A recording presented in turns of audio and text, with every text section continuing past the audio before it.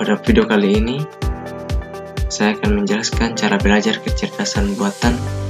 Yang pertama supervised, yang kedua unsupervised, yang ketiga reinforcement learning. Sebelum itu, perkenalkan, nama saya Yoel Santomas Solo dengan NIM 224611212. Nah, kita masuk ke penjelasan singkat dari ketiga cara belajar kecerdasan buatan. Nah, yang pertama itu jenis pembelajaran AI.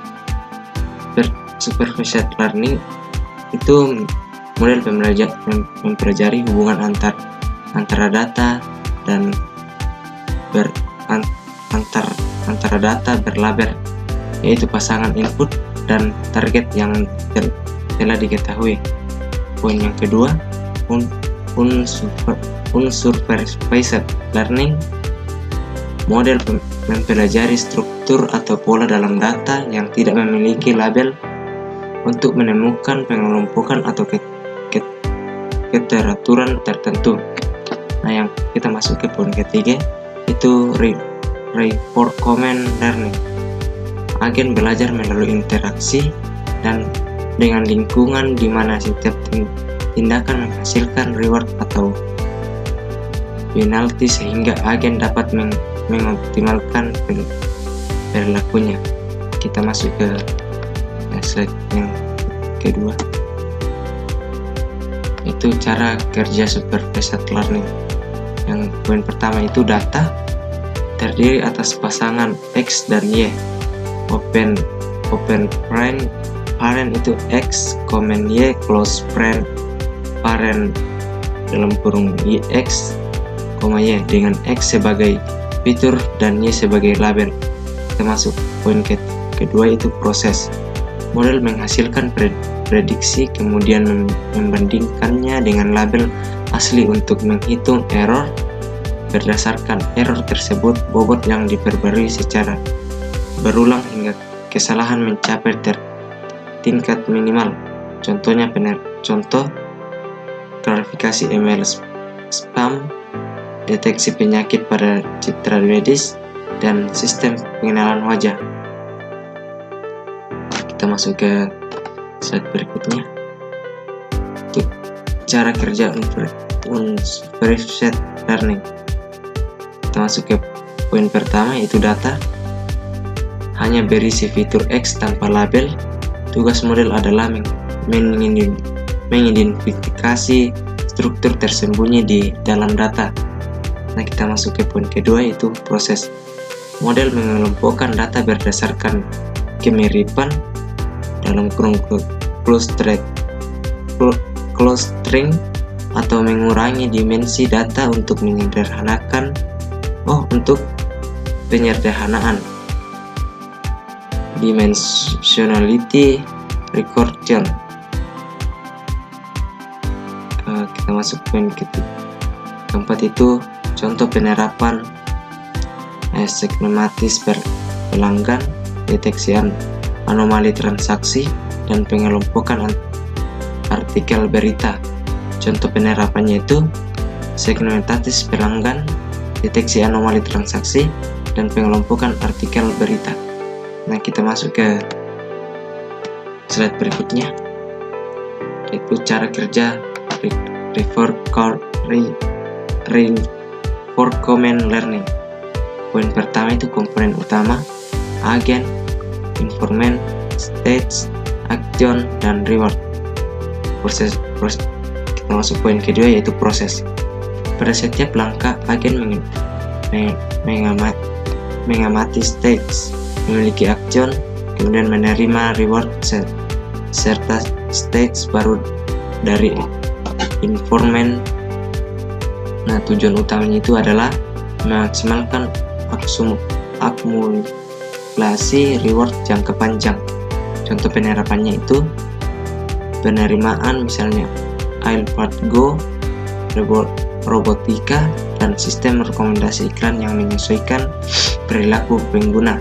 Kita masuk ke slide berikutnya, itu metrik supervised atau accuracy. Accuracy mengukur persentase prediksi yang benar terhadap seluruh data uji. Poin kedua itu metrik. Ini sesuai digunakan ketika distribusi kelas seimbang dan setiap jenis kesalahan memiliki tingkat kepentingan yang sama. Contohnya itu, jika 90 dari 100 sampel klarifikasikan dengan tepat, maka accuracy-nya itu 90%. Nah, kita masuk ke slide berikutnya, itu metrik supervised procession dan recall.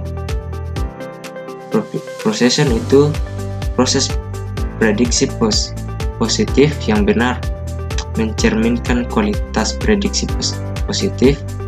Poin kedua itu recall, proses data positif yang berhasil dideteksi, mencerminkan kemampuan model menangkap semua kasus positif. Contoh pada deteksi penyakit, recall tinggi sangat penting untuk minimalkan pasien sakit yang tidak terdeteksi. Pada sistem filter spam, prosesor tinggi diperlukan agar email normal tidak salah dikategorikan sebagai spam. Kita masuk ke slide berikutnya. Matriks unsupervised Silhouette score.